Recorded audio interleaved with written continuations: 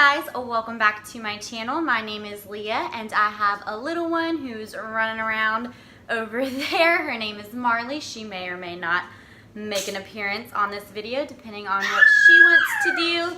And together we both make mommy and me type videos. Today I want to make a video where I share kind of my tips and tricks on getting through college as a mama. So the first tip that I have is if you are pregnant or if you have a newborn, I definitely would not take a full load. I would probably just take a couple of classes and see how it goes. Your pregnancy, it really just depends. During my second and third trimester, I was taking a full load of school. I was taking 5 classes. And I got through that just fine because I felt fine. But during my first trimester, I was in summer school and I felt terrible. And I ended up failing a class, which I should not have failed. I ended up failing Native American history, which social studies is kind of my forte. So it's really not good that I failed that class. I probably should have gotten an A in it. But I ended up failing that class because I just felt terrible during my first trimester. So use discretion when you're pregnant on if you can take a full load or not. Just base it off of how you feel. But if you have a newborn, I definitely would not take a full load if you can get away with it. If for some reason your financial aid, you have to take a full load, definitely take 3 easy classes and 2 hard classes, or all easy classes. But just as a rule of thumb in college in general, you want to kind of even out your classes. Like take, 2 or 3 hard classes and 2 or 3 easy classes. You never want to take just all of your hard classes in one semester, which kind of sounds like common sense, but I do have some friends that did that. They were just waiting until my cat's pulling my cord. It's okay. They waited until like their last semester of college to take all of their hard classes or all of their easy classes. And it's better to not do that, because you might think, I'm just going to suffer through it this one semester, and then it goes south after that. Where are you going? Okay, so the next piece of advice I had, sorry about that, is to learn how to plan really well. I plan by the week first, and then I plan by the day, but I plan by the week because I read to do that in the book, The 7 Habits of Highly Effective People, which I'm sure you've heard of that book, but ever since I've read that book, I started planning by my week first.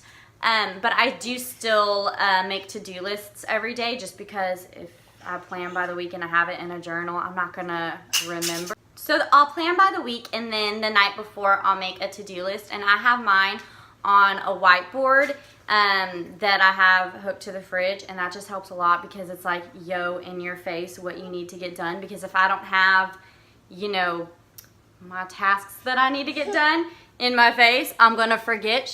She's rebrushing her teeth. What a good baby. And on the subject of planning, it might be helpful if your little one will allow for it to have a set time where you study every single day. I don't have Marley on a super tight schedule, but I do have her on, a basic schedule where she goes to bed at 6:30 pretty much every night. So I know that at 6:30 I have to study. That's like the time that I have to get things done. And so last semester when I was student teaching, even if by the end of the day I was exhausted, because I would wake up and I would go student teach from 7 to 3, then take care of Marley from 3 to 6:30, and then I would do lesson plannings and that kind of thing from 6:30 till sometimes 10, 11 o'clock at night.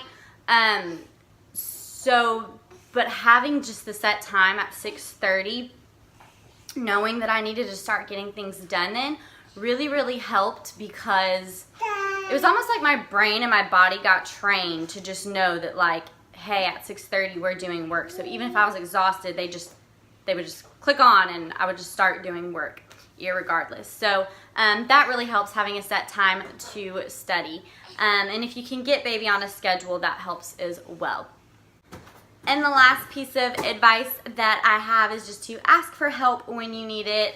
You know, just if you have your mom or someone watch your little one for an hour while you get work done, just don't be ashamed to ask for help, because it is a lot getting through college as a mama, especially if you work. It's a lot, but you can definitely do it. If I can do it, you can do it. I really hope you found this video helpful. Thank you so much for watching. Marley, do you want to come say bye? Bye. Did you hear her? She said bye. You want to come say bye? Bye. Okay. Thank you for watching this video. I hope it did help somebody. If you have any tips for getting through college as a mama, then feel free to leave them in the comments. You might be able to help somebody. Other than that, I hope you guys have a good day. Don't forget to give your little one lots of love, and we will see you guys in our next video. Say bye-bye. Bye. Bye. Mwah. Mwah.